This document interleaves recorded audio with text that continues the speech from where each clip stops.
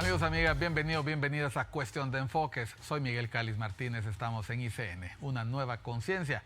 Nuevamente con ustedes para hablar de los temas que hacen portada, que hacen titulares y sobre los cuales hay distintos puntos de vista, distintas perspectivas, distintas opiniones, distintos enfoques. Hoy nos acompaña el sociólogo, el profesor universitario Armando Orellana. Él, junto con nosotros, con usted, vamos a hablar sobre el contexto actual del país, hacer un análisis de coyuntura. De paso, vamos a aprovechar para explicarle a usted cómo es que las personas que acuden a los medios de comunicación hacen análisis político, porque hemos visto con frecuencia que los medios de comunicación convocan personas para preguntarles lo que está pasando en el país, etcétera, y es un mercado nutrido para el cual no hay escuela, pero en el cual se hace camino al andar.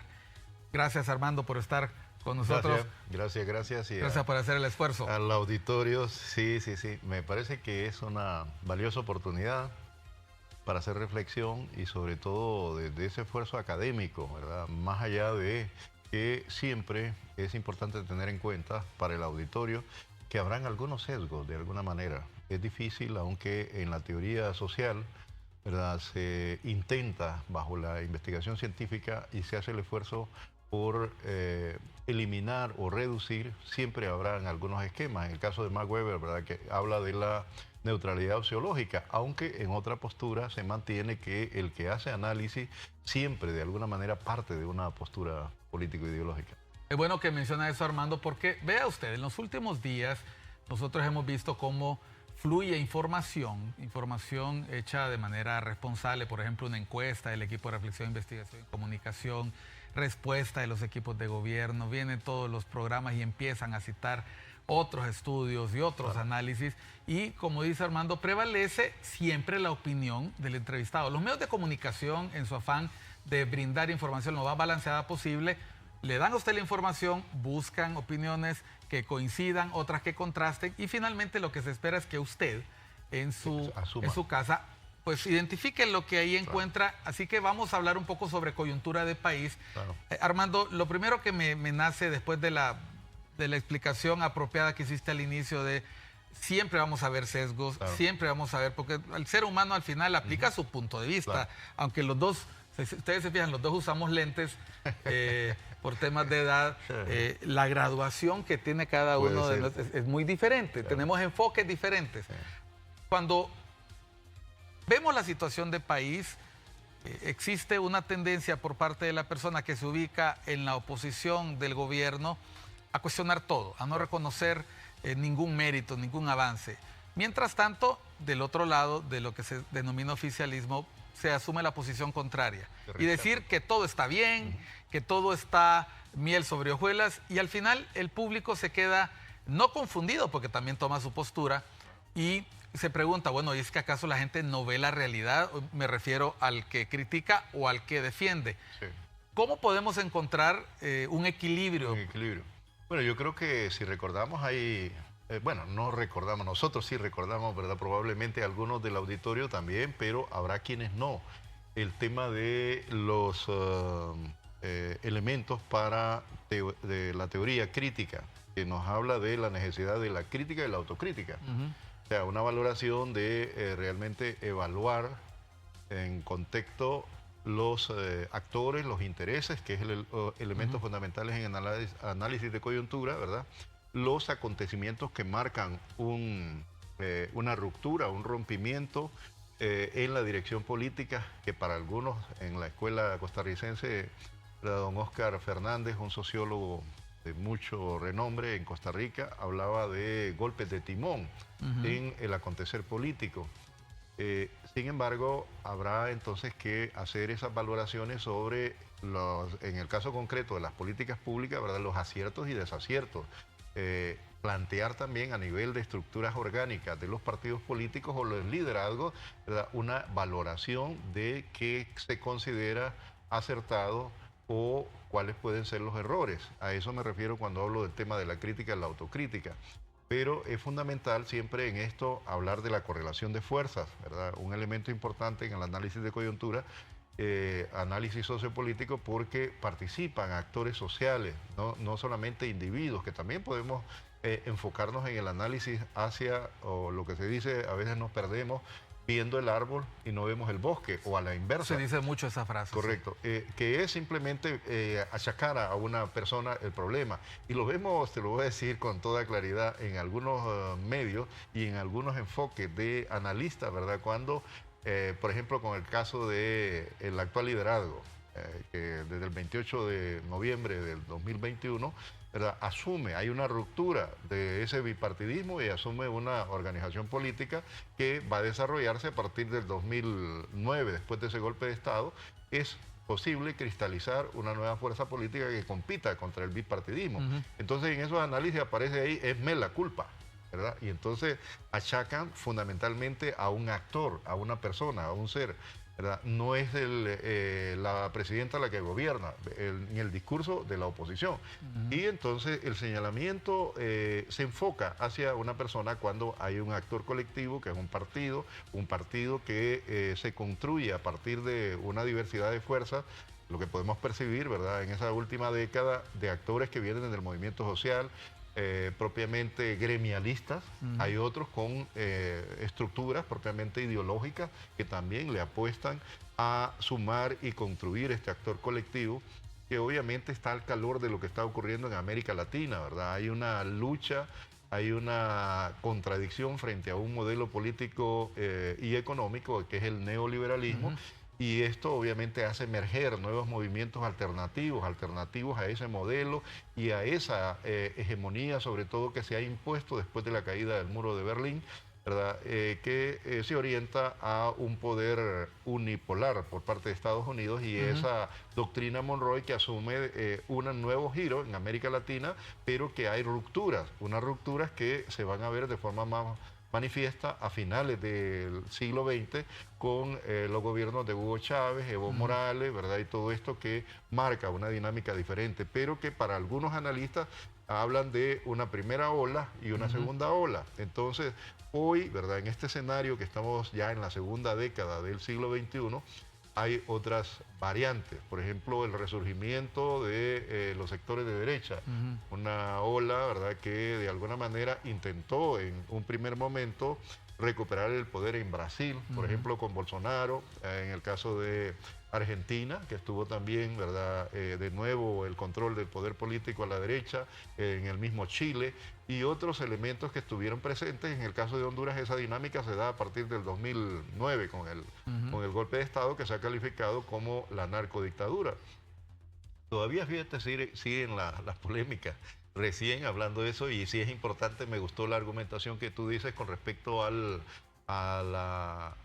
actuar, ¿verdad?, del analista, si lo queremos calificar, aunque hay muchos elementos de descalificación. Por ejemplo, se dice el opinólogo, ¿verdad? O hay otros elementos ya con un carácter más propiamente ideológico, que hablábamos, por ejemplo, con Galel Cárdenas, sobre este papel, y lo plantea un científico francés, ¿verdad?, Pierre Bourdieu, cuando habla actor o agente, ¿verdad? ¿Qué papel jugamos en la sociedad?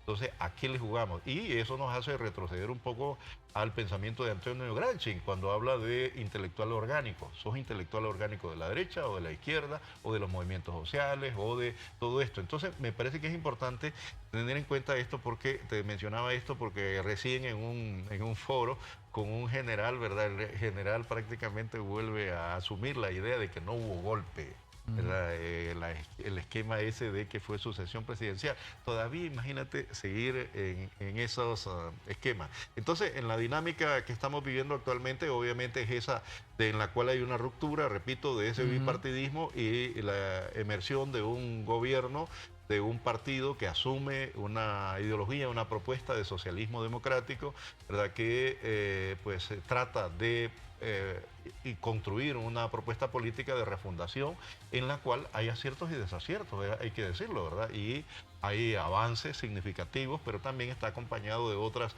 experiencias que se están produciendo en América Latina, las crisis de ese periodo post-pandemia, ¿verdad? En el caso de Honduras hubo dos tormentas, Eta y Iota, que también hay que tomarlas en cuenta al momento de analizar la situación socioeconómica y fundamentalmente la dinámica del desarrollo, ¿verdad? Porque se tiene la idea de que aquí no se ha hecho nada o que la situación del empleo, las oportunidades, ¿verdad? Yo creo que al momento de valorar también hay que tomar en cuenta esos factores socioeconómicos, ¿verdad? Que han ocurrido y la dinámica que estamos viviendo de la guerra en Europa, todo esto ha provocado situaciones en el entorno y a veces hay exigencias desde la oposición, ¿verdad? De resolver de inmediato y desde el oficialismo, ¿verdad? La idea de que también hay que esperar, hay que dar tiempo y en medio de todo esto está el ciudadano común que se siente a veces insatisfecho o que ve en esos bombardeos mediáticos, que sí hay, ¿verdad? Un estímulo que lo lleva a una situación, yo diría, de desesperación, de incertidumbre, y muchos de ellos asumen decisiones como es el tema de la migración o otras situaciones o más graves como sí. un suicidio. Armando, hiciste una exposición bastante amplia con respecto a distintos factores que intervienen a la hora de que una persona opine sobre algo. En algún momento recuerdo haber tenido algún invitado que le pregunté, ¿cómo quiere que lo rotulemos? ¿Analista? No me voy a poner analista, ahora todo el mundo es analista. Entonces, bueno, puede ser un comentarista político, puede ser una persona que ausculta la realidad, pero mencionaste varios factores. Por ejemplo, factores que pueden ser estructurales. Hay situaciones que son estructurales que no se pueden cambiar en 1, 2, 3 generaciones, que venimos repitiendo y heredando hasta que se pueda parar con ellos. La desigualdad, la pobreza en el país, bueno, la situación geográfica, tú no puedes cambiar el país del lugar, la relación con los países del entorno, la geopolítica, pero es interesante cuando hacemos análisis de coyuntura que hay aparentemente hay una distancia entre lo que el analista, sea que esté a favor del gobierno o esté a favor de la oposición, ve con respecto a lo que la población percibe. Claro. Y creer que la población es un ente totalmente manipulable, que no duerme, que no respira, que no siente, que no le duele la bolsa, que no tiene problemas de inseguridad, choca muchas veces con ese análisis de gabinete, de experto, de académico, que recuerdo bien que Eugenio Sosa a veces lo llamaba por teléfono para alguna actividad en común, en este mundo de las consultorías, ¿no? Y fíjate, Mike, me dice que no te puedo atender, me dice, porque ando en tal, y me decía el nombre de una montaña, de algún lugar, y le decía, ¿qué andas haciendo por ahí? No, que de tanto en tanto hago trabajos de campo retirados para no perder contacto con la realidad, me decía. Y es algo que le puede pasar muy fácilmente a un funcionario, que no se sube al bus, que no va a la pulpería, que incluso anda rodeado de guardaespaldas. Hay ejemplos recientes, ¿no? Exactamente. O por ejemplo, no saber el precio de la libra de pollo porque ya no compro en el mercado. O sencillamente no entender que en ciertas calles hay baches, hay problemas de agua, de suministro, porque vivimos en una colonia o en una zona donde todo está asfaltado o el agua nunca falta porque vive algún funcionario por ahí. Entonces, cuando hablamos de analistas, aquí vamos a hablar siempre con analistas hondureños. Armando es hondureño, es una persona formada, es académico, y vea usted cómo en un pequeño momento le dijo, ojo, las personas tienen que reconocer que hay logros y hay desaciertos. Estaba viendo una declaración de Gerardo Fernández Noroña en México ayer. Ustedes saben, en México, Morena, en una coalición de partidos, donde hay partidos de centro derecha y de izquierda, arrasó en las elecciones de México. Y la oposición en México, que estaba conformada por el antiguo régimen, PAN, PRI, el PRD, o sea, quien ve eso no se puede imaginar cómo es posible que esos partidos que se disputaron durante 20 años la presidencia estaban juntos en una alianza que parecía difícil. Estoy tocando los temas que voy a ir hablando en el segundo y tercer, cuarto segmento, porque cuando uno ve estas alianzas, no se sorprenda usted si en las próximas elecciones usted ve aliados imposibles. De hecho, Libertad y Refundación hizo una alianza de ese tipo en 2017, hizo otra alianza de ese tipo en 2021 para llegar al poder. Y luego, en el momento en que empieza a gobernar, se fractura esa alianza porque no se trata de cuerpos homogéneos, se trata de distintos puntos de vista. Intereses, no solamente puntos de vista. Tú mirabas venir el fin de la luna de miel entre el PCH y Libertad y Refundación. ¿Te parece que duró poco o duró mucho? Yo creo que más allá de los tiempos, lo que sí se miraba claro es realmente las contradicciones tanto de intereses como de esquemas de pensamiento. Yo pienso que lo que se dio, ¿verdad?, más allá de lo que se plantea que fue una alianza, fue una coalición. Una coalición en la cual se asume una plataforma programática, ¿verdad?, una propuesta de gobierno de parte del Libre, en el caso de El Pino, en el partido de se llama Honduras Humana. Honduras Humana, correcto, y el partido Salvador de Honduras, que recién, apenas tiene 6 meses, o sea, no tiene una estructura clara, pero sí hay algunas personalidades que se suman para darle pie a esa propuesta de alianza. Y obviamente lo que nosotros habíamos visto antes de esa situación, sobre todo en la escena anterior, en el caso de Salvador Narrala, esas situaciones de variabilidad en los posicionamientos, y luego hay que reconocerlo como hondureño, ¿verdad?, que estuvo vinculado a una estructura de poder económico, mediático, y que tarde o temprano, aun cuando había asumido en ese 2017 una postura en la cual aparecía avalando, por ejemplo, las propuestas de América del Sur, el caso de Hugo Chávez. Lo hizo abiertamente en medios de comunicación. Entonces, pero en el fondo nosotros sabíamos que su propia formación, ¿verdad?, en los momentos sociohistóricos interesantes de ruptura también en América Latina, porque es un golpe de Estado en contra de un movimiento, de un gobierno socialista, él está viviendo allá y asume, él lo reconoce, ¿verdad?, esas simpatías por la dictadura de Pinochet. Pero nada de eso era oculto, Armando. Cuando él era candidato, él ya se conocían sus posiciones. Lo que yo no entiendo es cómo ahora ver a gente del partido de gobierno insultando a Narrala en los medios de comunicación, cuando fue un factor clave para poder lograr la victoria en el 2021. Yo creo, fíjate, que hay más, y ahí vuelvo a Pierre Bourdieu, hay una cuestión simbólica. En esencia, hay un reconocimiento, se puede hacer un estudio, hay una cantidad de votantes que es fluctuante, que no necesariamente tiene identidad partidaria. 50% esa es la última encuesta del EDIC. Es parte de... Entonces, el punto aquí es que frente a esa situación, ¿verdad?, y fundamentalmente el rechazo a lo que se ha calificado como narcodictadura, ¿verdad?, y que ahora va a quedar realmente ratificada el 26, entiendo, de este mes. Con la sentencia De Juan Orlando. A mí me parece que había ese deseo de las personas, y sobre todo hay que tomar un elemento importante que se dijo allá a finales de los 90 por parte de grupos de intelectuales, que yo creo que hay que seguirle manifestando admiración, fundamentalmente Víctor Mesa, Leticia Salomón, que hablaron del tema de desafección política. Yo recuerdo que estando en la maestría de trabajo social, ¿verdad?, Leticia Salomón nos estimuló para hacer un trabajo sobre eso, cómo se expresaba, tanto en los datos, cómo ha venido desde el gobierno de Suazo Córdoba, se puede observar en esos datos, ¿verdad?, el desinterés por participar en el proceso electoral. Entonces, en esa situación que teníamos, había frustración. Después de esas elecciones 2013, 2017, la de 2021 se desconfiaba de que podría de alguna manera ser claro el proceso electoral. Entonces se motiva, ¿verdad?, cuando la sumatoria de estas fuerzas da la expectativa de que sí es posible. Entonces se suma, más allá de partido, la figura, la imagen de Salvador Narrala.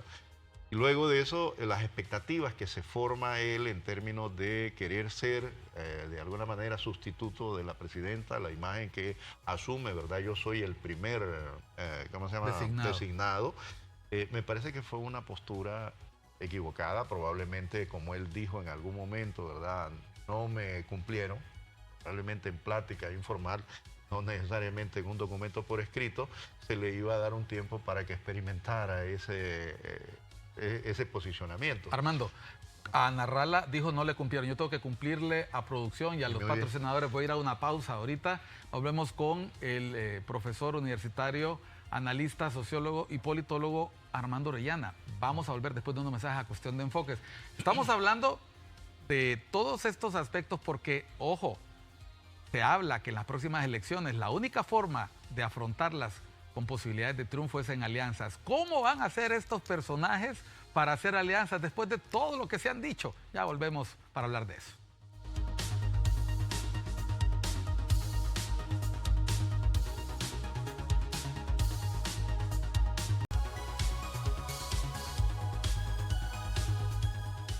Amigos, amigas, continuamos en Cuestión de Enfoques. Estamos con Armando Orellana, académico, analista. Estamos hablando sobre análisis de coyuntura, los actores políticos. Estamos hablando de Honduras. Hemos empezado a mencionar nombres porque al inicio Armando explicó por qué usted va a encontrar que en los análisis de las personas que aparecen en los medios de comunicación, opinólogos, comentaristas, analistas, personas que aportan su granito de arena a este trabajo de la comunicación, pues tienen posturas diferentes. Claro. Tienen orígenes diferentes, la gente ya empieza a decir, es que se habla así porque es liberal, ese habla así porque es cachureco, ese habla así porque es ñángara, y así se expresa la gente. Pues este tipo de discusiones ocurren alrededor de una mesa, claro, cuando uno toma café, en la tertulia, y nosotros estamos hechos de toda esa estructura que nos ha formado, desde dónde vivimos, dónde nacimos, de qué pueblo somos. Formación religiosa, y eso va construyendo nuestros puntos de vista. Narrala, hablábamos hace un rato de Narrala. Él siempre insiste, mi formación de origen evangélica, él es de ascendencia palestina, un hombre ligado a medios, exitoso presentador de televisión, podríamos decir hoy exitoso político porque le ha ido muy bien en el 2017, en el 2021, pero actor permanente. Siempre dice, me voy, pero vuelvo, me voy, pero vuelvo.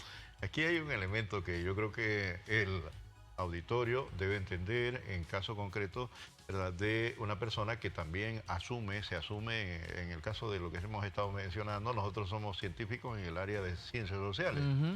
Y él reivindica eso, yo soy un científico, yo soy ingeniero, ¿verdad? Y todo lo demás. Entonces, pero realmente cuando nosotros hacemos una valoración del éxito, ¿verdad?, es un éxito empresarial, es un éxito en el espectáculo mediático, realmente es exitoso en esa área, pero yo diría que es relativo lo que se menciona en cuanto a el éxito político. Porque si bien es cierto, en una coyuntura, ¿verdad?, en la cual también hablando de esa coyuntura, emerge un movimiento que tiene, cuando lo observamos con todo detenimiento, fuera de pasiones, independientemente de eso, Honduras a nivel nacional, a nivel internacional, a nivel latinoamericano, llama la atención a científicos, por ejemplo, de... ¿El Partido Anticorrupción? No, me refiero al movimiento, el Frente Nacional de Resistencia. Después del golpe de Estado. Después del golpe de Estado. Esa dinámica de movilización es muy fuerte. Y cuando se producen los procesos de negociación, de arreglos ahí políticos en Cartagena, aparece en medio de todo eso, cuando se anuncia la posibilidad de un partido, aparece la iniciativa de que se está formando un partido anticorrupción. Y me parece ya un criterio muy personal, porque también en medio de todo esto hay que hablar de los argumentos, ¿verdad? En medio de los posicionamientos, a mí me parece que fue una estrategia de los sectores de derecha, ver ese valor que tenía en términos de una personalidad con mucha influencia, sobre todo en los medios deportivos. El domingo tiene un espacio increíble, el sábado y domingo. Entonces, esta personalidad fue propuesta para participar en política. Es el outsider, que la figura en América Latina exitosa, podríamos decir, en cierta medida, en ese avance, pero un fracaso por tema de corrupción.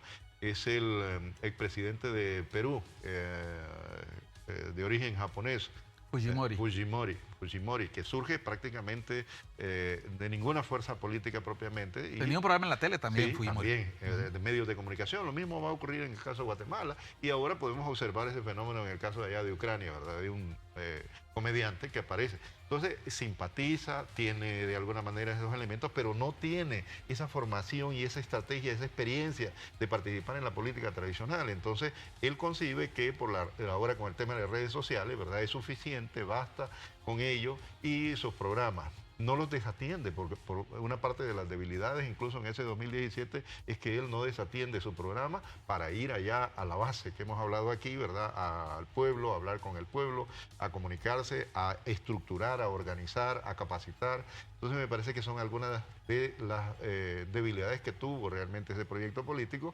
que buscaba, esa es la tesis que quiero plantear, ¿verdad?, minimizar esa emersión de un movimiento nuevo que está en construcción, en el cual la idea es que se fusiona una izquierda ideológica, una izquierda de movimientos sociales, movimientos feministas, ambientalistas, y una fuerza política que se ha desgregado del Partido Liberal. Entonces, eso algunos sectores de derecha lo ven como riesgoso, y la idea es minimizar esa fuerza a través de la creación de un partido anticorrupción, porque la corrupción ha sido algo que no ha estado presente solamente en ese periodo previo al golpe. Si nosotros revisamos en la historia de Honduras, bueno, desde inicios de siglo sería, ¿verdad? O incluso esa historia del ferrocarril, que es un acto también en el cual no se construyó por la propia corrupción. Pero en ese proceso de democratización que se habla, ¿verdad? Retorno a la democracia, Suazo Córdoba, empañado por actos de corrupción, el arrozazo, el lechazo, todos otros elementos que están ahí presentes. Pero en América Latina también se está construyendo un discurso por parte del movimiento de derecha, ¿verdad? Que la forma en cómo se puede debilitar estos proyectos alternativos es atacando supuestamente el mal manejo de recursos. Y el caso más evidente para mí es lo de Brasil, con la presidenta Dilma Rousseff. Entonces, va a ir cuajando esa idea y asume, ¿verdad?, un protagonismo. Entonces, me parece que ese proyecto de alguna manera se ha venido debilitando con los dos intentos que tiene Salvador para ir concretando en la situación actual. Y luego hay una desesperación, desde mi punto de vista, por asumir esa posibilidad de direccionar el país en esta coyuntura del 2022 hacia acá. Y luego, ¿verdad?, la participación que él tiene con otros actores, reuniones, en los acercamientos a sectores de derecha, lo van a ir debilitando. Lamentablemente lo van a ir debilitando y se produce esa ruptura, tanto desde el Partido Libertad y Refundación, donde identifica que él sigue con un esquema, ¿verdad?, contrario a la propuesta política, pero por otro lado, también el ataque, ¿verdad?, el señalamiento de esos vínculos y ese interés por asumir la dirección. Entonces me parece que ha debilitado y ha llevado a situaciones en las cuales él, ¿verdad?, a mediados del año pasado, procura participar en esa coalición política, Vox. El bloque de oposición ciudadana. El bloque de oposición ciudadana, en el cual lamentablemente el problema que ocurre es que va a estar empañado por la participación del Partido Nacional, que está en medio de la crisis latente del escándalo por la extradición del expresidente Juan Orlando Hernández. Luego, algunos actores del Partido Liberal también que acompañaron al gobierno del Partido Nacional no han logrado recuperar esa imagen. Un partido que ha sido debilitado por esa ruptura que se produjo, ¿verdad?, en la participación en el golpe de Estado, pero también los choques internos, ¿verdad? Por una parte, el intento que tiene Zelaya, ¿verdad?, el ingeniero Zelaya, Luis Zelaya, el rector de una universidad privada, frente a lo que asume el hijo de uno de los, para mí, el segundo empresario más exitoso, si hablamos de exitoso, ¿verdad?, en el país, que es Rosenthal Oliva, ¿verdad? Porque en el primer puesto, ¿verdad?, desde el punto de vista de esa historia reciente de los últimos 30 años, era don Miguel Facusé. Entonces, ¿verdad?, al retornar después de un escándalo que lo vio involucrado, en el cual se involucró en el lavado de activos, asumir una candidatura presidencial, a mí me parece que fue erróneo también. O sea, desprestigió a la organización política, esa prácticamente situación en la cual se aleja Zelaya y otro grupo, va a servir también para que Libertad y Refundación tenga mayor posibilidad de enfrentar ese proceso electoral y la presidenta Xiomara logre el triunfo en las elecciones en ese 28 de noviembre del 2021. Son elementos que hay que tomar en cuenta porque muchas veces se maximiza la idea de que es realmente Salvador Narrala el que le aporta esos elementos. Yo creo que hay otros elementos que hay que analizar. Sin duda alguna es multifactorial y por eso cuesta mucho definir cuánto es el verdadero aporte de cada quien. Uno ve los resultados de las elecciones primarias de los partidos y lo que uno ve ahí es el voto duro. Sí. El voto duro de un partido nacional, que es capaz de alcanzar 1 millón de votos en las primarias, de un partido liberal que es capaz de alcanzar 700,000 votos en las primarias y luego reducirse en las generales hasta 300 o 400. Y en el caso del ingeniero Narrala, primero con el Partido Anticorrupción y luego con el Partido Salvador de Honduras, difícil saber el caudal de votos. Elecciones internas. Exactamente, difícil saber el caudal de votos, pero sin duda alguna votos necesarios y suficientes para que con una coalición, porque no era una alianza formal de acuerdo a la ley, pudiera llegar al poder. Pero vean ustedes, en este pequeño análisis que ha hecho en este momento Armando, usted puede ver, él está analizando las posibles causas que facilitan el triunfo de Libertad y Refundación. 2 años y medio después, Sí. ¿dónde están esas fuerzas que en algún momento acompañaron al gobierno? Uno no tiene más que usar herramientas cuantitativas, como el caso de una encuesta, y ver que el apoyo con que llega un gobierno después de tan altas expectativas, después de 2 años y medio, sin duda alguna, merma. Y lógico. es ahí donde cabe el ejercicio que tú estás planteando, la autocrítica. ¿Qué autocrítica hace un partido de Libertad y Refundación a 2 años y medio de su triunfo? ¿Qué autocrítica puede hacer un partido nacional a 2 años y medio de su derrota? ¿Qué autocrítica puede hacer un partido liberal de Honduras a 16 años de gobernar Honduras? Es decir, todavía asumirse como un partido grande con opción de triunfo, dadas las circunstancias, 900,000 votos a nivel de alcaldes, pero con muchas dificultades a nivel presidencial. Y la gran incógnita, ¿quiénes van a ser las cabezas de fórmula? Porque en las próximas elecciones, y aquí vea usted por qué le planteaba a Armando, podemos hacer un análisis de coyuntura actual, pero podemos hacer una perspectiva hacia el futuro. ¿Tú crees, Armando, que para las elecciones del 2025 la única fórmula es acudir en alianzas o coaliciones, o hay posibilidades de ganar las elecciones sin ir coaligados de forma formal? Bueno, si nosotros observamos, Miguel y auditorio, lo que ha venido ocurriendo después de ese intento de Vox es apostarle a los partidos, ¿verdad? O sea, se genera el entusiasmo de que las fuerzas de oposición van a fusionarse en un frente único, ¿verdad? Un frente amplio que estaría incluso, ¿verdad? Se habla de que podrían participar exmilitares, ¿verdad? Recuerda que ahí están unas reuniones que se producen alrededor de diciembre, enero del 2022. Militares retirados. Retirados, sí. Romeo, me refiero concretamente a Romeo Vázquez. Que ya tuvieron su partido, Sí, o sea, sí, tuvieron bueno, entiendo que Romeo todavía sigue siendo miembro de Alianza Patriótica. sí. Sí. Y otro general que también tuvo la dirección, entiendo, de una universidad privada. El general Isaías Barahona. Isaías Barahona, sí, me escapan los ex nombres. embajador en Israel, y es jefe de las Fuerzas Armadas, y que ahora se está postulando por el Partido Nacional. Exacto, por Partido Nacional. Y expresa, obviamente, sus simpatías por esa línea más a la derecha. Y luego lo que planteó la diputada del Partido Salvador de Honduras, ¿verdad? Que en algún momento, pues, Maribel Espinosa, que dijo, ¿verdad? Soy liberal, estoy casi, como la idea, estoy prestada, y ahora hay una propuesta de candidatura dentro del Partido Liberal. Entonces, por otro lado, ¿verdad? Hay una presión dentro del propio Partido Liberal. Es interesante que aquí, dentro de la oposición, el partido que aparece como partido instrumental para ese proyecto político es el Partido Liberal.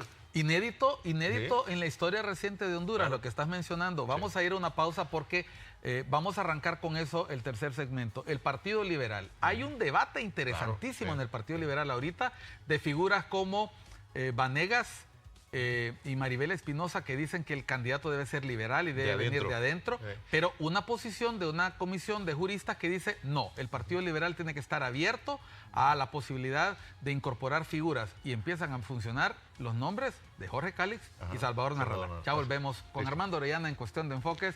Estamos hablando de la realidad actual con un analista, y hoy, gracias a la fortuna de tener a Armando aquí, volviendo a ese rol en el que usted seguramente me ha conocido en los medios de comunicación, que es, y tengo que refrenarme porque aquí el invitado es el que habla, no el moderador. Ya volvemos.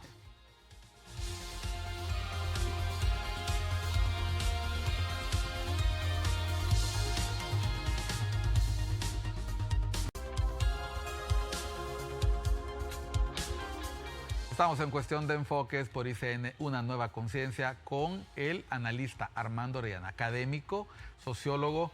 Estábamos hablando del carro amarillo, o del bus amarillo, del carro rojo, del carro rojo, del bus rojo. Es que estábamos pensando en Salvador Narrala, que los colores que siempre utilizaba es el color amarillo, y me traicionó la memoria. Estábamos hablando del busito rojo, y le voy a llamar así porque todos se quieren subir en ese carro, paila, no sé cómo lo podemos llamar, taxi rojo, y ahí empieza a haber un debate súper interesante en el Partido Liberal que nos revela no solo la vocación de poder del partido. El Partido Liberal quiere volver a ocupar el poder, sino una nueva característica de la política hondureña, y es que ese 55% de personas que se declaran no seguir a un partido andan buscando a quién seguir en el 2025. ¿Cómo la va a pasar el Partido Liberal en esta situación, en tu opinión?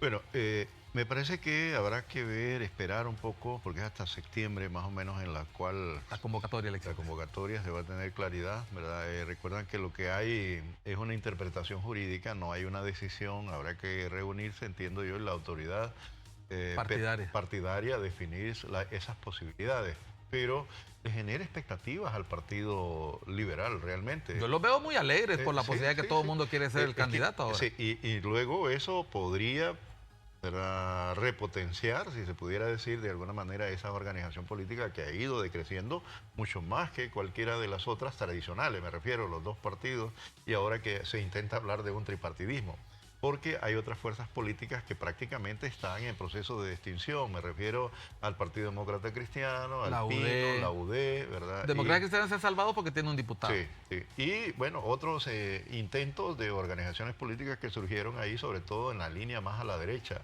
¿verdad?, que era el partido de... ¿Cómo se llama? Alianza Patriótica mismo, que está también ahí en el de Cucaracha. Recordemos que hay un intento, se salió del Partido Libertad y Refundación, el periodista, dueño de medios de comunicación, Esdras Amado López. El partido de él tampoco logró y se habla de que viene toda una desafiliación de partidos. Así es, entonces eso refleja realmente que en esa identidad política y lo que decíamos, ¿verdad?, después de ese intento de conformar un frente, se mantiene todavía la idea de que son las estructuras políticas partidarias, aunque eso lo vemos a nivel de América Latina un tanto diferente, ¿verdad?, que hay un intento de abandonar prácticamente esas identidades partidarias. Hay un debate tradicional, que históricamente se identifica al partido político como una organización, ¿verdad?, que tiene el propósito de competir por el poder, pero que también está definida por una ideología, por una plataforma programática, que es la oferta política electoral que tiene. En el caso de los partidos que fueron partidos, ¿verdad?, clandestinos, obviamente el proyecto era insurreccional, pero manifiesta obviamente una solidez ideológica. En el caso de estas organizaciones políticas electorales, ¿verdad?, la democracia occidental, entre comillas, porque yo sigo siendo un crítico de la idea de democracia, y sobre todo cuando se reivindica por parte de algunos actores, vamos a defender la democracia. ¿Pero qué democracia es la que hemos estado defendiendo? Armando, mira El Salvador. Mencionaste hace un rato partidos que vienen de la vida insurreccional. Mira lo que le pasó al Farabundo Martí. Y que no logra realmente dar ese salto. Pero gana la elección dos veces, la primera vez con un outsider, con Funes, y luego con un comandante. Y después de 10 años de gobierno, posibilitan el ascenso al poder de un Nayib Bukele que prácticamente ha pulverizado el sistema partidario. Pero lo interesante es que viene de adentro de ese proyecto político. Exactamente. Ahí es no saber manejar, ¿verdad?, por una parte ese proceso de negociación en la fuerza, y por otra también el interés oportunista de aprovechar la oportunidad de emerger, en el caso de Nayib Bukele, y que de alguna manera le ha resultado exitoso, ¿verdad? ¿Podría pasarle eso al Partido Liberal, que inviten a alguien a su casa y terminen quedándose sin la casa y sin el candidato? Podría ser, porque recordemos que en el caso de Bukele, ¿verdad?, buscó un partido instrumental para llegar al poder, y luego, bueno, él es la figura. Hay ciertos elementos, a veces me da un poco la tentación, porque estando en la maestría en sociología en Costa Rica, a mí me designaron un trabajo para hacer un análisis sobre lo de El Salvador. Y en el caso de El Salvador, lo que me pica la lengua un poco es cuestionar un poco lo que asume en términos de poder simbólico, porque siempre estoy con Pierre Bourdieu, que me ha resultado interesante el estudio a fondo. El poder simbólico, ¿verdad?, en el cual asume el traje de Morazán y Gerardo Barrios. Claro, claro. Yo publiqué algo en mi cuenta de X respecto a eso, porque yo he escrito sobre temas de la simbología del poder. Me llamó mucho la atención que fue muy cuidado. Él es mercadólogo, fue Claro, muy sí, cuidado, sí, todos los elementos del poder acá. Y mira esa imagen. Ahí En está. esa imagen yo estoy viendo Morazán, discúlpame, claro. no puedo Sí, sí, evitarlo. sí. Es el corte de la barba Claro. y el hecho del uso de los símbolos. Sí. El Partido Liberal, volviendo al tema de los símbolos, esa bandera es un símbolo poderoso Claro, sí. en el caso de Honduras. Sí, sí, sí. O sea, ser candidato del Partido Liberal de Honduras no es poca cosa. Claro. Estamos hablando del partido que más gobernó en esta época democrática, llamada democrática. Es el partido que más veces juró la presidencia y es el partido que le ha dado vida a todos los partidos de Honduras, Armando. El Partido Nacional viene del Partido Liberal, el PINU viene del Partido Liberal. Podríamos decir que la democracia cristiana también y, Muchos de la izquierda. y Libertad Refundación Muchos también. de la izquierda. ¿verdad? Entonces, cuando nos ponemos a pensar, el Partido Liberal sirvió de cobijo a la gente de izquierda que no tenían un partido. Así de grande era la sábana del Partido Liberal. Y hoy vuelve a abrir la casa. Pero más bien en otra vía. En otra vía, pero en búsqueda de esa alianza de oportunidad que le permita ganar. Sí. Hablemos de esa coyuntura. Mira, esa coyuntura a mí me parece que podría de alguna manera, como te digo, esperar un poco de tiempo, porque igual yo siempre parto de la idea, yo creo que tú recuerdas un poco esa escuela, ¿verdad? El único criterio de verdad es la praxis.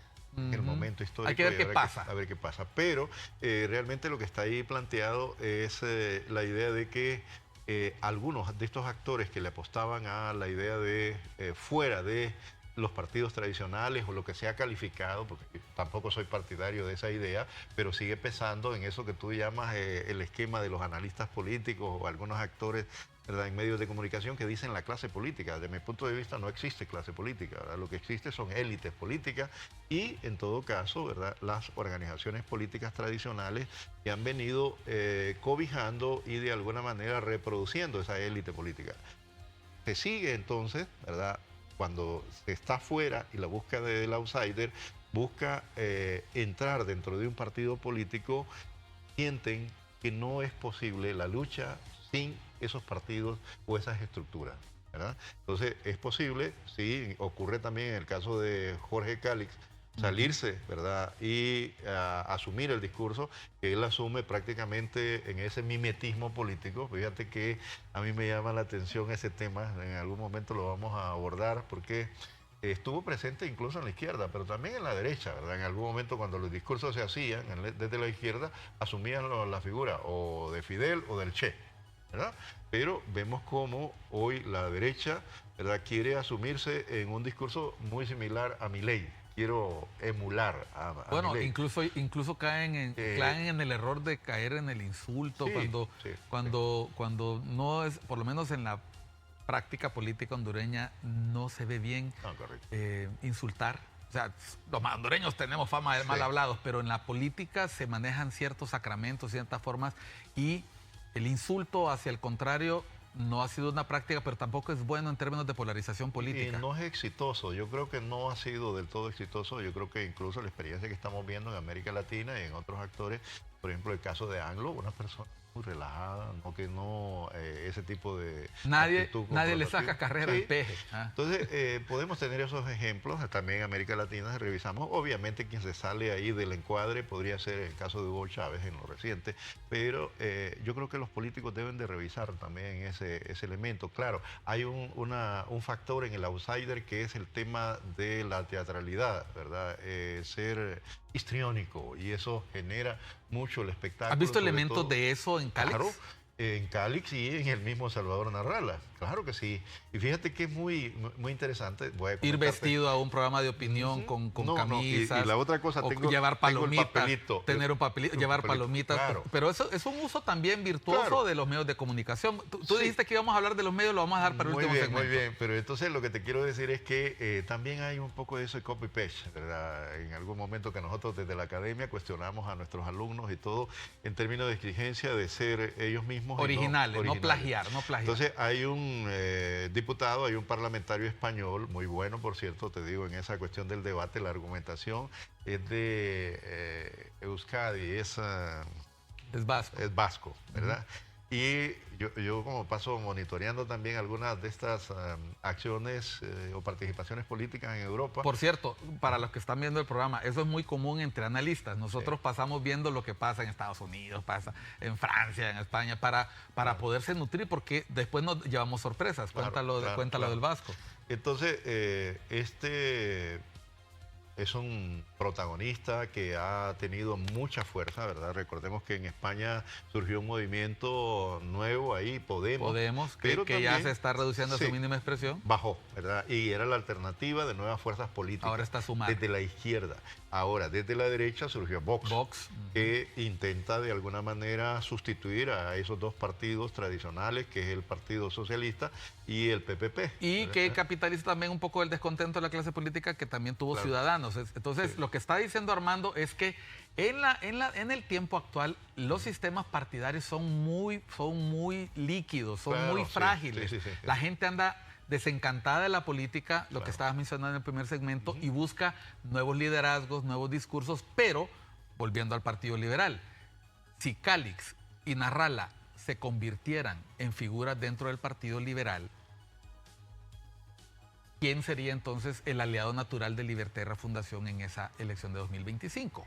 Bueno, mira, yo observo algo, y más allá de probables sesgos que podrías mencionar, yo creo que en el caso del Partido Libertad y Refundación tiene una fortaleza aún, y lo que pasa es que habrá que analizar en ese término de autocrítica si se fortalece o no esa riqueza que tiene, porque tiene movimientos sociales, ambientalistas, por ejemplo, que ahorita tuvieron un buen empuje con lo que se acaba de aprobar con respecto al control de deterioro del bosque, etcétera, y todas otras más, el movimiento de pueblos originarios, ¿verdad? Los lencas, los afrodescendientes, que tuvieron ciertos desacuerdos, pero entiendo que ya han logrado de alguna manera... Bueno, el magisterio. El magisterio, el gremio, están sumados, incluso, ¿verdad? Se dice de forma crítica que fue un error, ¿verdad?, asumir de que estos gremios estuvieran en la dirección del ministerio, pero ha mantenido, y eso es un mérito la gobernabilidad del sector. La gobernabilidad. En general, yo tengo una valoración de que este gobierno ha logrado ciertos niveles de gobernabilidad, más allá de lo que se puede cuestionar, ¿verdad?, como errores o algunas situaciones que pueden aparecer por ahí, pero tenemos menos en la dimensión si comparamos los niveles de conflictividad. Pero así, incluso es interesante que es al interior mismo del propio partido, ¿verdad?, los que se han producido esas contradicciones. Entonces, vuelvo a la tesis esta de que el partido tiene una riqueza de esa fuerza de los movimientos sociales. Por ejemplo, tiene un movimiento sindical que no se ha desmarcado en ninguna de las federaciones y que están incluso acompañando. Fue objeto de crítica. Y que ha facilitado la negociación del salario mínimo y otra serie de procesos, por ejemplo, la aprobación de esta medida del RAP, etcétera. Se nota que, por lo menos en la interlocución que ha hecho la ministra de Trabajo, ha sido muy exitosa a la hora de dialogar con los actores sin necesidad de que el Estado imponga un salario o imponga medidas. Tú lo que estás hablando es de una riqueza. Libertad y Refundación. Movimiento de mujeres, el movimiento de mujeres está ahí presente, ¿verdad? Las organizaciones de izquierda ideológicas que han estado en ese proceso de redefinición, ¿verdad? Incluso, bueno, hoy se habla de un partido, el PRD, que fue una iniciativa previa a que se fundara el PCH, allá en 1954. Existe una expresión política que no aparece y que puede inscribirse en cualquier momento también como fuerza política. Existe una fuerza política, el Partido de la Revolución Morazanista, que era el antiguo partido de orientación maoísta, ¿verdad?, pero que agrupa otras fuerzas, entonces que podrían estar el mismo partido vuelvo con el de que es, por cierto, un personaje interesante en medio del proceso previo a ese triunfo electoral, y que participa con un partido que se llama Honduras Humana, perdón, señor Benítez. Benítez, correcto, ¿verdad?, que de alguna manera tiene simpatías en términos de redes. Entonces hay esa potencialidad, pero yo creo que lo que estamos viendo también es la posibilidad de un fortalecerse como organización política. ¿Qué es lo que pasa? Varias corrientes internas le apuestan a una sola candidata. Ese es el reto, Armando, de Libertad y Refundación, poder aglutinarse para las próximas elecciones. Vamos a la última pausa. Producción me va a indicar cuántos minutos me quedan, porque hemos ido dando una vuelta. Del único actor que no hemos hablado el Partido Nacional. Es el Partido Nacional, pero estamos ahorita hablando de las perspectivas de Libre, porque Libre también por primera vez a ir a una elección primaria sin candidatura única. Esa es la primera vez que ocurre y ya ve usted el conflicto interno que tienen. Ya volvemos después de tu mensaje.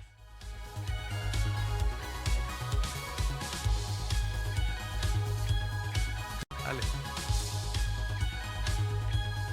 Entramos en la recta final de Cuestión de Enfoques. Estamos con Armando Orellana, académico, sociólogo, analista. Estábamos hablando de Libertad de Refundación. Libertad de Refundación, en pocas palabras, es una organización política conformada por distintos movimientos, claro, de distintos orígenes políticos, algunos, incluso personas que vienen del Partido Liberal, que vienen del PINU, que vienen de la vieja izquierda hondureña, movimientos sociales, y que logran coaligarse y en este momento son gobierno. Esa aparente falta de unidad de discurso que a veces vemos en Libertad de Refundación, ¿podrá ser parte de esa multiplicidad de actores internos? Es interesante y auditorio que puede observar todo esto, ¿verdad? Incluso, bueno, recordando ahorita algunos elementos en el caso del Ministerio de Cultura. Por ejemplo, los escritores. Los debates que hubo entre el viceministro con la ministra y que se hicieron públicos. Hay identidades incluso de género, hay otra cantidad de situaciones ahí a lo interno, pero que al final suman. Personalidades, por ejemplo, mencioné lo del tema de medio ambiente. Ahí está esa figura de Padre Tamayo, ¿verdad? Que, quieras o no, tiene un nivel de simbolismo también en medio de la construcción de ese imaginario colectivo. Está la idea de estos mártires que participan también en el proceso de construcción de ese movimiento del Frente Nacional de Resistencia y que ahora, bueno, incluso son objeto de premiación. Hay simbolismo, fuerte simbolismo.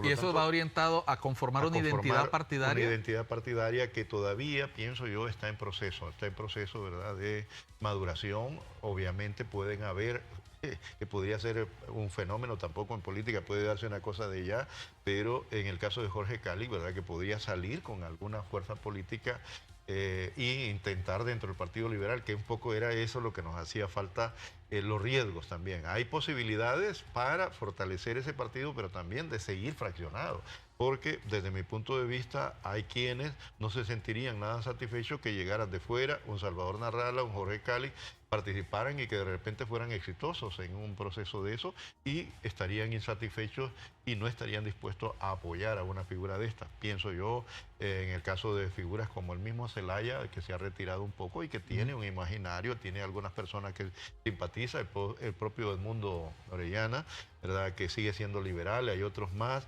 Que probablemente si tú los entrevistas se sienten insatisfechos. El mismo periodista, caricaturista que está apostando, Darío Vanegas, ¿verdad?, no se siente satisfecho con esto. Entonces, realmente este intento, ¿verdad?, de fortalecer el partido, porque es lo que yo creo que inspira a algunas autoridades dentro del Partido Liberal, darle esa oportunidad de oxigenar. ¿Tú sientes que es muy forzado el intento? Podría ser forzado y podría más bien provocar, ¿verdad?, una invasión. Más ruptura. ¿Verdad? Son elementos que yo vuelvo a repetir, no vamos a plantear como verdades absolutas, sino que es el tiempo en todo caso, ¿verdad?, el que determina realmente estas posibilidades hipotéticas, ¿verdad?, de que pudieran ocurrir. Armando, ¿la prueba de fuego de Libertad de Refundación va a ser en sus primarias? Claro, pienso que la situación que se va a dar en cuanto a sumar esa fuerza, ¿verdad? Si se produce una participación de Jorge Calix con sus fuerzas al interior, que cada vez se están debilitando más. Hoy estaba escuchando, por ejemplo, diputados que están diciendo, no, yo, ¿verdad?, sigo al partido, estoy con Rixi, aunque estoy con el 28, estoy con la otra corriente, pero están debilitándose. Él acaba de afirmar hace un par de días, ¿verdad?, que 15 diputados estarían, de esos 15 le están desgranando. Entonces, son unas situaciones en las cuales el partido, por un lado, estaría de alguna manera o debilitándose, aparentemente, porque hay una militancia que tiene, ¿verdad?, unos seguidores, pero realmente a nivel orgánico ese partido podría consolidarse con una ideología, con una propuesta, con un ideario, con una candidatura. ¿Se puede dar el lujo libre de perder los adherentes de Calix? Yo creo que sí, si logra sumar otros actores, si logra Claro, fortalecer, si logra... fortalecer al interior Exactamente. esos movimientos sociales, esos escritores que están también ahí, o artistas, esos estudiantes, esos maestros que realmente ven que han logrado reivindicaciones fuertes en este gobierno, recuperar de alguna manera conquistas sociales. Hay ese movimiento obrero que a través de negociaciones y contratos, ¿verdad?, en el imaginario colectivo de estos actores que son particulares y que ven a ese partido como el instrumento en el cual ellos ejercen de alguna manera sus intereses, en tanto que en otras instancias, por ejemplo, ¿verdad?, los empresarios ven la posibilidad de que les defiendan sus intereses estos partidos tradicionales, el Partido Nacional, el Partido Liberal o estos outsiders. Entonces, son esos elementos que hay que tomar en cuenta al momento de ese análisis de coyuntura, ¿verdad? Los escenarios políticos, los actores, los intereses que entran en juego, y obviamente hay que revisar también actores externos, ¿verdad? Pero me parece a mí que se va a ir definiendo paulatinamente a partir de septiembre cómo quedan esos partidos. El Partido Nacional en tendencia, ¿verdad?, con el propio intento de la esposa de... primera dama, sí. Me parece que más bien, en vez de sumarle, más bien le resta al partido, ¿verdad? Luego, los intentos que tiene Papi a la Orden, que dentro de su propio partido lo están descalificando por situaciones de negociación, buscan debilitar de alguna manera esa candidatura. Es muy probable. Se ve compleja la unidad del Partido Nacional, muy... se ve compleja la unidad del Partido Liberal, claro, se ve compleja la unidad del Partido Libertad y Refundación. Todos están en dolores de parto, claro, y falta bastante para las elecciones del 2025. Hoy por hoy, el Libertad y Refundación apostará a continuar con un nuevo mandato, el Partido Liberal a volver a ser esa fuerza que fue, y el Partido Nacional a recuperarse. Fíjate que es solo un elemento, el tema de Rixi, me parece que también es ese compromiso con ese movimiento de mujeres que históricamente fue relegada, que históricamente, y vemos como en el caso de México ha sido exitoso, ¿verdad? Obviamente hay variantes, hay cosas que hay que analizar. Me parece que es importante, si queremos tener en cuenta algo, que los cambios, ¿verdad?, en el caso de Mesoamérica han venido del norte. El propio proceso de independencia vino de México hacia acá. La reforma liberal también estuvo influida desde México a Guatemala, y Guatemala a Honduras y los demás países de Centroamérica. Los procesos que se dieron con la revolución de 1910 también influyeron en esas figuras, tanto en El Salvador, ese levantamiento que se produce en el 32, con Farabundo Martí, con Sandino también, ¿verdad? Estuvieron en México. Es decir, antes. Estamos en una zona donde las influencias es muy cercana. Se muy sienten, cercana, pero sí. los procesos son diferentes. Claro, son Entonces diferentes, tú has invitado a no hacer copiar, pegar, claro, ¿verdad? claro, Porque claro. copiar, pegar le viene muy mal a cualquiera, sea de izquierda o sea de derecha. De acuerdo, pero la distancia entre Milei, que quieren hacer también en otro razonamiento, desde Argentina hasta Honduras, es bastante distante. Artificial. Y luego la asociación con respecto a, ¿cómo se llama?, en El Salvador. Bukele. Me parece que hay situaciones en las cuales podrían entrar en juego eso, y que son riesgos también que debe valorar el propio Libertad y Refundación, pero sobre todo el tema de maras y pandillas, el tema de la violencia, de la extorsión. En algunos medios se está sobredimensionando, e incluso en los discursos de Calix vemos que están trabajando ese elemento como una alternativa. Recordemos que en ese discurso de Bukele dijo un símil: el médico te curó el cáncer, habías ido a varios lugares, ¿verdad? Y obviamente aquellos no te habían logrado curar, pero yo te he curado el cáncer. Tienes otras enfermedades y ahora me vienes a reclamar. Se le está diciendo al pueblo, ¿verdad?, que no te he resuelto el problema de la economía, del empleo y todo lo demás. Espera, yo voy a empezar a curar paso a paso. Entonces, ese símil, ¿verdad?, que podría tomarse también desde otra óptica crítica, tú que eres un poco agudo en la crítica, ¿verdad?, el tema de las falacias, pero yo creo que podría incluso, en el caso del propio gobierno de Libertad y Refundación, asumirlo. De alguna manera hemos avanzado en esto, no hemos logrado otras cosas, porque hay una crítica fuerte. Se le está diciendo, no hemos cumplido en la cuestión de las carreteras que iba a devolverse, no hemos cumplido con la Sisi, ¿verdad?, y todos otros elementos. Pero en este año y medio que queda, lo vamos a cumplir. Armando, me da gusto, un placer. Queda un montón de tinta en el tintero, y me quedo con la sensación de que tenemos que tener otro programa, porque entraste, lo tocamos, lo bordeamos un poquito, el tema de la simbología del poder. Ya veo que a ti también te gusta el tema, y es cómo para los partidos es importante eso, para los líderes es importante eso, pero en este momento para Honduras, ¿qué es lo importante? Lo importante es que sus políticos y sus actores políticos hagan autocrítica, piensen qué han hecho bien, qué han hecho mal, y en vez de estar mandando posteos y tweets ahí donde se dicen y se maldicen, Insultos. pónganse a trabajar, señores, pónganse a trabajar, y quienes quieren ayudar a que el país salga adelante, pues propongan, dejen de solo estar criticando. Gracias, Armando, eso fue Cuestión de Enfoque. ¿Escucharon a Armando? Armando vino a proponer, vino a decir cuál es su punto de vista, y aquí no dejamos político con cabeza. Hablamos de todos, prácticamente de todos, pero la respuesta la va a tener usted dentro de como año, 8, 9, 6, 9 meses, dependiendo de las propuestas que haya y dependiendo si nuestros dirigentes se ponen de acuerdo, porque al final lo que nosotros queremos es que haya elecciones y que el pueblo tenga la oportunidad de salir adelante. Gracias a ustedes, siga disfrutando de la programación de ICN, Una Nueva Conciencia.